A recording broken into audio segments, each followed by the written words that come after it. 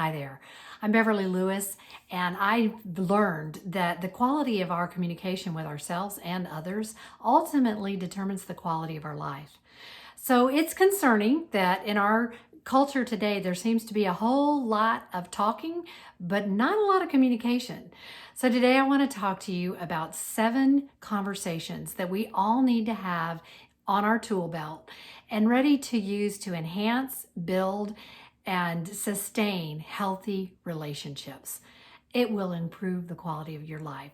The first kind of conversation that we all need to have and be ready to share with somebody is that of encouragement and praise. Everybody needs to feel like they're appreciated. I don't care who they are. Everybody needs to be appreciated, and he needs to hear kind words. So that's one. That's conversation number 1. Conversation number 2 is what I call a bridge building conversation. This is when you are on opposite sides of the belief system and not seeing eye to eye with somebody. Maybe it's somebody that you really don't have anything personally, you've never had a personal problem with, but you don't have anything in common. How do you have a conversation with somebody like that? That is called a bridge building conversation, and I don't have time to teach you the ins and outs of it today, but it involves more listening than talking. It involves respect, and it involves not having an agenda other than really hearing where somebody else is. That's a bridge building conversation. And, with all the talk of diversity and with the political division, racial, the list is unending, it seems, of the divisiveness in our society today. So bridge building conversations, really important.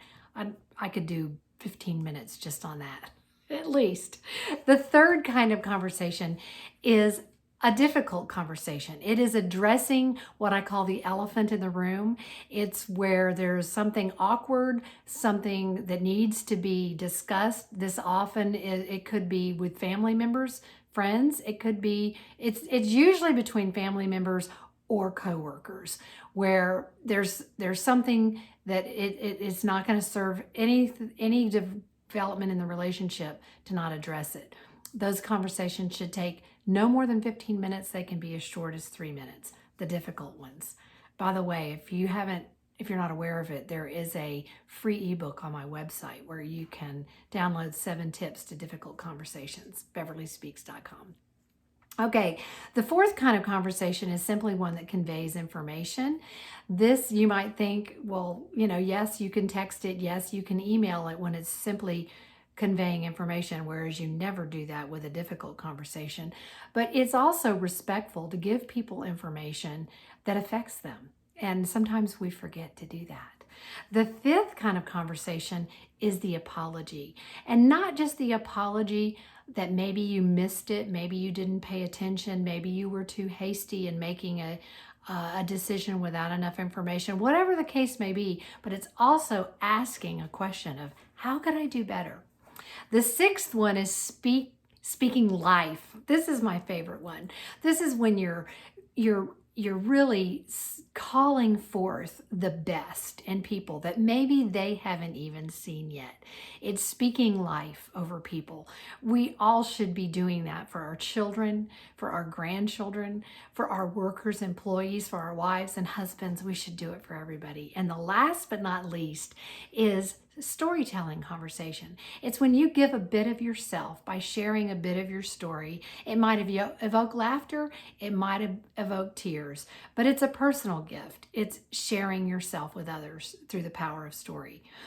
I hope that you become more cognizant of those that you need to have intentional conversations with as a result of this message today, because enduring healthy relationships are the sweet things in life. So I look forward to talking to you soon. The best is yet to come. Thanks for being with me.